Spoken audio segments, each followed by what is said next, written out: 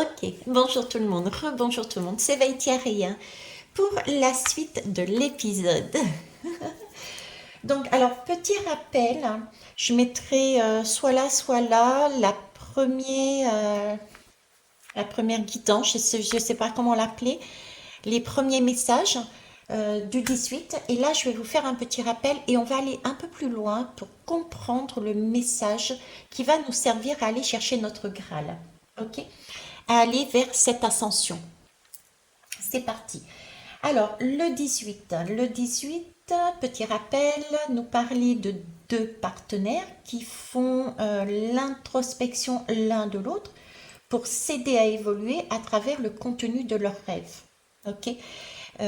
Ça part bien sûr de notre couple, nos deux polarités. D'accord. C'est là qu'est déjà ce travail essentiel. Bon, vous avez été jusqu'à la deuxième épisode, donc je vais vous donner peut-être un peu plus de consistance matérielle.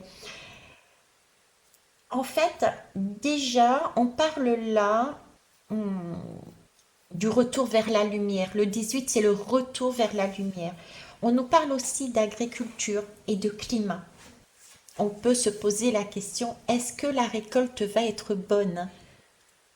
C'est pour ça qu'on travaille sur ce couple intérieur. Est-ce que la récolte va être bonne? Est-ce que notre création va être bonne? Est-ce que notre enfant que l'on met en terre, que l'on va mettre en terre, va être bonne? Ok. Donc, je vous disais, le 18, c'est le 10 plus le 8. On va aller voir le 10. Le 10, c'est la roue de fortune. Alors, la roue de fortune, elle représente l'instabilité sur la voie après avoir atteint un sommet. D'accord? Parce que là, on remonte avec la lune. On voit là de l'eau. C'est comme si nous étions dans l'eau de la lune et nous étions remontés, sortis de cette eau, donc au sommet. D'accord? Représente quand même une instabilité. Cependant, on a atteint un sommet. Cette roue de fortune nous parle ici de bilan, de santé, de Kundalini, de climat et d'agriculture aussi. La roue de fortune, on l'appelle aussi la roue du destin, la bonne fortune, l'étoile, le souhait, parce qu'effectivement nous avions un souhait.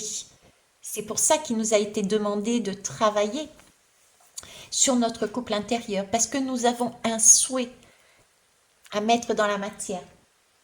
Ok.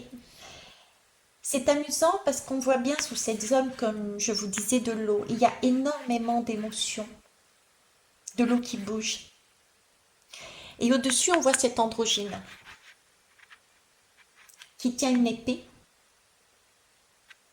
afin de trancher de manière juste, équitable, d'un amour inconditionnel, si besoin entre deux personnages. Ok. À droite, d'ailleurs, on a ce personnage qui est Thoth, en fait, c'est un scribe. Et Thoth, qu'est-ce qu'il a? C'est le détenteur de toutes les connaissances. Et c'est celui qui avait inventé le langage et l'écriture. C'est amusant parce que ce personnage note aussi le résultat de la pesée de l'âme du défunt lors du jugement des morts. Dans la lame numéro 20, le jugement. Ok. Et à gauche, on a qui? À gauche, nous avons Typhon. Divinité primitive, malfaisante, le diable. Superbe, hein? Excusez-moi, j'ai dû m'interrompre un instant. Et donc, je vous ai donc parlé de Thoth, d'accord? Et là, nous avons donc à gauche Typhon. C'est la divinité primitive malfaisante, le diable. Euh, Typhon évoque aussi toutes ces tempêtes, hein, d'accord? Donc, là encore, je vous parlais de climat au niveau de la lame numéro 10. Il peut y avoir très concrètement dans la matière tout ce qui est événement climatique lié à l'eau, au vent, au typhon, aux vagues submersives, etc. Ok? Alors, Typhon, ben justement, c'est le titan des vents forts et des tempêtes. Mais c'est aussi, il représente l'amour-passion également. On a l'habitude de dire que c'est la roue du destin, l'aide de la destinée, la voie de la guérison peut-être, du fait de ces deux caducées, symbole de la santé. Est-ce que vous les voyez? Il y en a un ici, avec ces deux serpents le long de ce mât de roue, de la roue. Vous en avez un deuxième ici.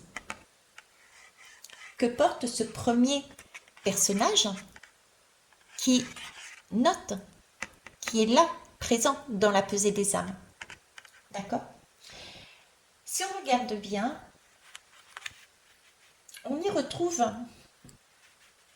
encore une fois dans notre monde intérieur et aussi extérieur une dualité non maîtrisée qui peut faire chuter un personnage qui est essentiel, l'androgyne,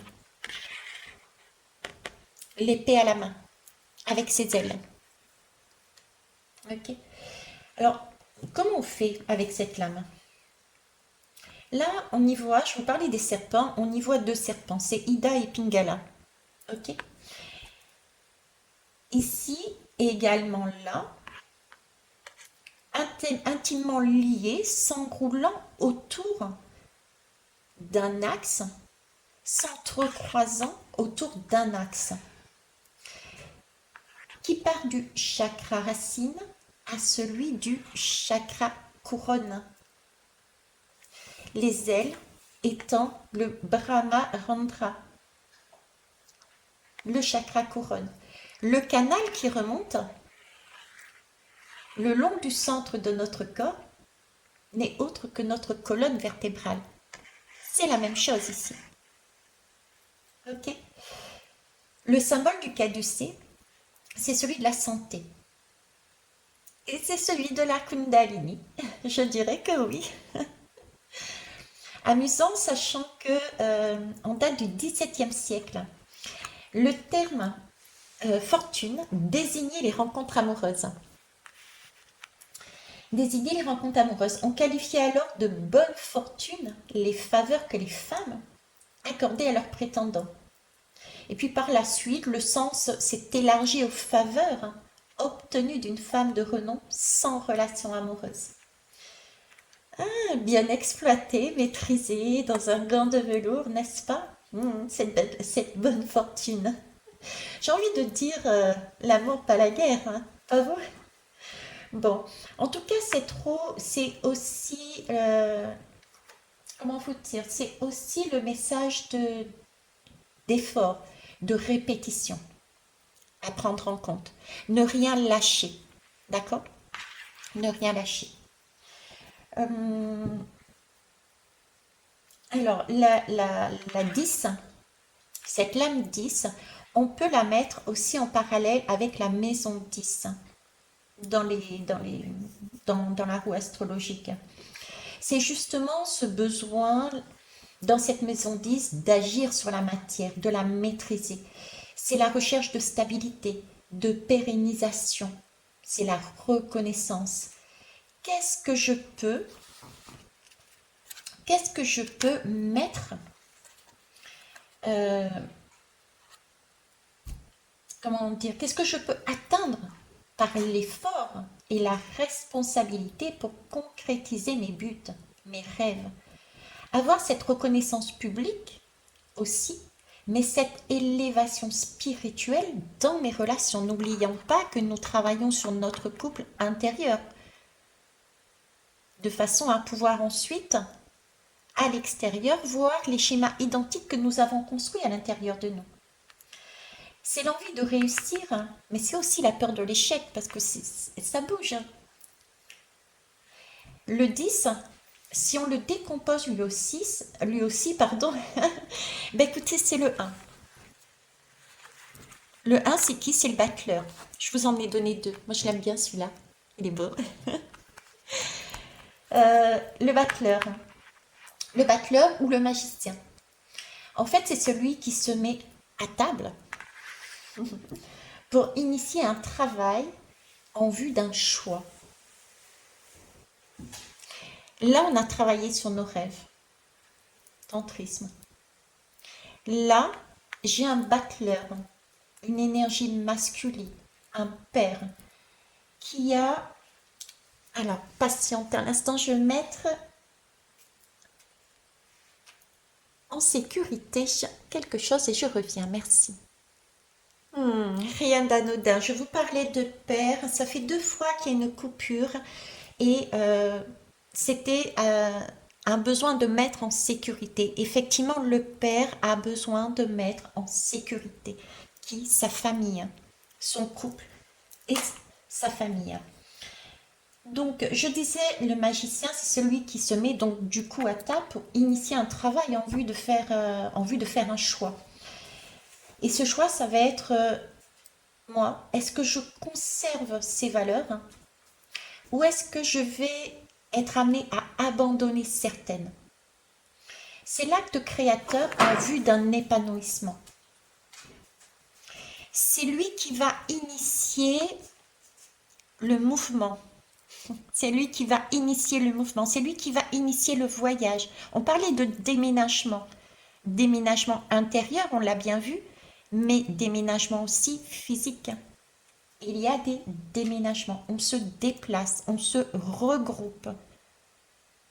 Il peut y avoir par exemple des pays qui vont se déplacer les uns avec les autres pour faire le travail du battleur. Ok.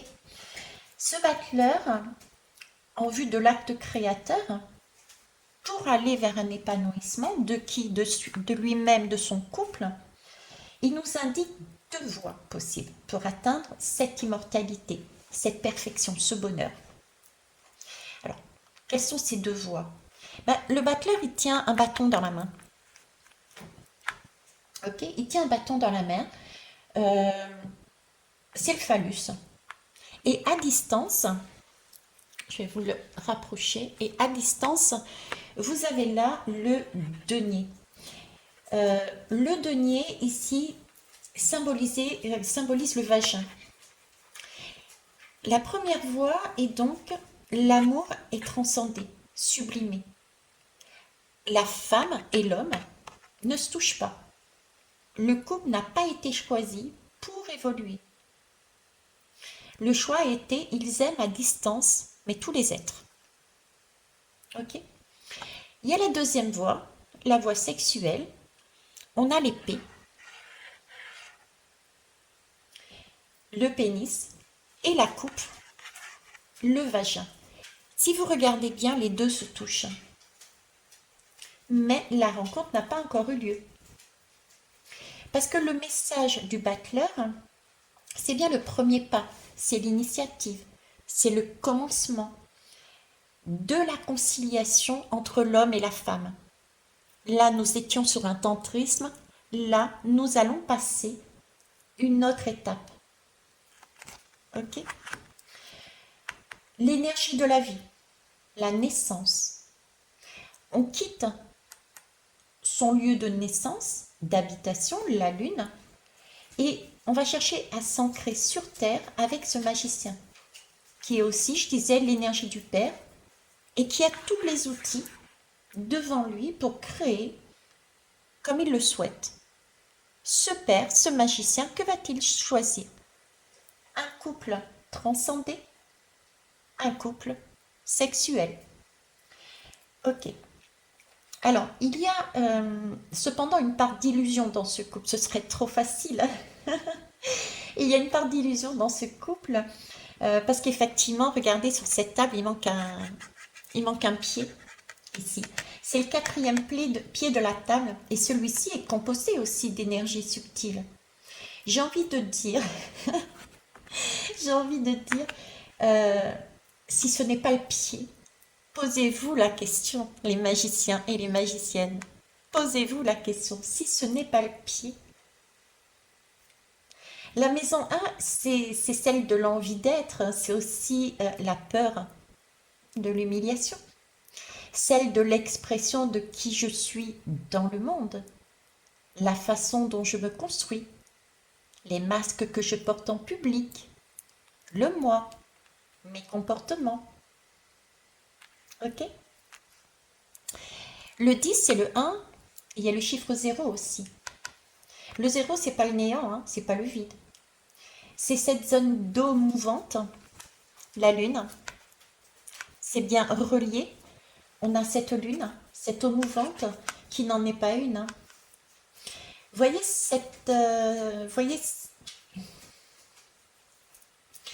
voyez sur la lame de la lune représentée par celle-ci, il y a un cratère, un lieu de création. Qui est, c'est donc un lieu qui amène la possibilité de construire ce que l'on veut. Car on a encore accès à notre livre du destin dans cette zone-là. Tout est création là. On en est au rêve, on en est au tantrisme, on en est au pouvoir de l'attraction. On en est, c'est amusant, tiens. Je parle de naissance et on en est. Quel accord avons-nous passé? Notre mission, tout est possible. On commence dans cette lune avec le zéro, avec ce rond, avec ce cercle, ce mandala. Et le magicien a toutes les énergies possibles pour attirer à lui ce qu'il veut. Plus exactement, 2 voix. Donc voilà pour ce mandala. Ce mandala, ce cercle, cette zone dont je vous ai parlé encore récemment, hein, on est d'accord? Et mandala en sanskrit, c'est manda qui signifie essence, la qui signifie contenant, et il évoque le centre et la périphérie, la roue dans la progression initiatique. On est au début d'une roue initiatique, on est au début d'un voyage initiatique. On est en pleine création de notre couple intérieur et extérieur, en vue d'aller vers un épanouissement, pour une création nouvelle, un nouveau monde, un nouvel enfant, une nouvelle famille, un nouveau projet. Vous direz que cette zone-là, elle n'existe pas. Dans aucun livre, elle apparaît. Mais est-ce que vous en êtes sûr? Regardez de plus près, il y a la route du zodiaque, pardon. Dans la route du zodiaque, écoutez, il contient tous les signes astrologiques, avec leurs faiblesses et leurs qualités. Donc, cette zone de flou, cette zone de vide, cette zone de néant, cette lune mouvante, on a la possibilité de faire ce dont on a envie. On a aussi la route des maisons astrologiques, qui est également un chemin, une progression initiatique. Il y a le mandala du tarot, je l'utilise. Idem, progression initiatique. Donc voilà ce que je souhaitais vous dire. Donc nous restons jusqu'à présent sur cette lame du 18, sur des événements, ce que l'on veut dans notre couple intérieur, de façon à pouvoir avoir les mêmes rapports à l'extérieur, entre personnes, entre pays. Il s'agit bien de créer avec différents outils, différents trous, différents mandalas, son rêve, sa création, et d'agir avec, via le tantrisme, pour obtenir une réconciliation, d'accord?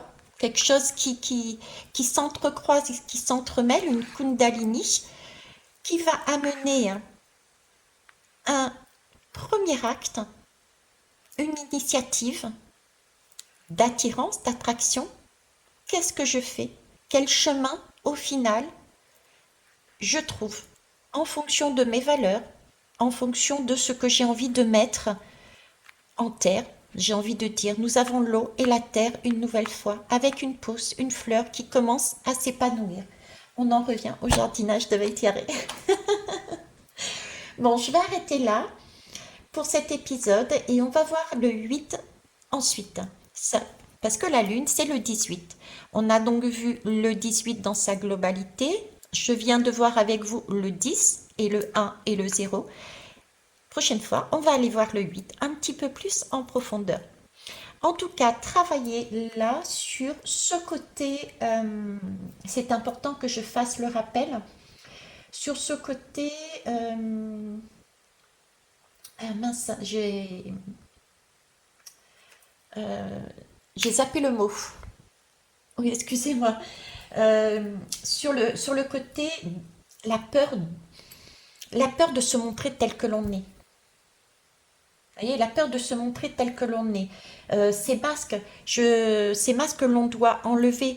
La dernière guidance que je vous disais, il y a beaucoup d'émotionnel et il va falloir, qui est contenu, il va falloir déposer ces masques, montrer ses émotions pour initier un mouvement. Il va falloir savoir, comprendre qu'est-ce qui nous freine, qu'est-ce qui nous empêche justement de se libérer euh, de croyances, qu'est-ce qui nous empêche d'avancer vers ce chemin de je m'ouvre et j'exprime qui je suis. C'était la guidance d'hier, d'accord? Ça, c'est un événement qui a eu lieu aussi dans votre enfance, voire quelque part peut-être aussi quelque chose de karmique, puisque nous avons vu qu'il y avait là aussi un petit côté de la lame du jugement. D'accord? Voilà, et ben je vous souhaite une belle journée, je vous love, je vous kiss et nous irons pour la prochaine fois voir le chiffre 8. Au revoir.